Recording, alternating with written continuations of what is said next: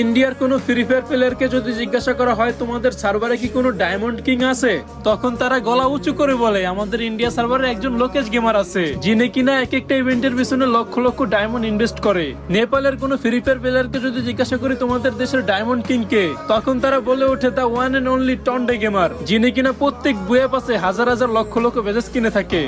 ইন্দোনেশিয়ার কোনো free fire প্লেয়ারকে যদি জিজ্ঞাসা করি তোমাদের সার্ভারে বর্তমানে ডায়মন্ড কিং কে, তখন তারা বলে বর্তমানে কে সেটা জানি না, তবে একটা সময় ডাইলাইন প্রোস শুধু আমাদের ইন্দোনেশিয়ার ডায়মন্ড কিং ছিল না, উনি ছিলেন পুরো বিশ্বের নাম করা ডায়মন্ড কিং। বাংলাদেশের কোনো ফ্রি ফায়ার প্লেয়ারকে যখন জিজ্ঞাসা করি আমাদের সার্ভারে ডায়মন্ড কিং কে, তখন তারা বলে ওঠে আমাদের বাংলাদেশ সার্ভারে ডায়মন্ড কিং হচ্ছে জিসান ভাই ওয়াইটি, যিনি কিনা একসাথে 1.5 লক্ষ বেজেস কিনে কামব্যাক করে পুরো বাংলাদেশের গেমিং কমিউনিটিতে তাক লাগিয়ে দিয়েছে। আর আমাকে যখন কেউ জিজ্ঞাসা করে বর্তমানে পুরো বিশ্বের ডায়মন্ড কিং কে, তখন আমি গর্ব করে গলা উঁচু করে বলি রাহাত FF71, যে কিনা তার একটা এক লেভেলের আইডিতে কোটি কোটি টাকা খরচ করেছে। শুধু তাই না, বর্তমানে একটা বান্ডিলের পিছনে 11,11,000 ডায়মন্ড খরচ করে লিডার বোর্ডের রিজনের 1 নম্বরে এসে পুরো বিশ্বের ফ্রি ফায়ার প্লেয়ারদেরকে বুঝিয়ে দিল Rahat FF71 is a diamond king of the world.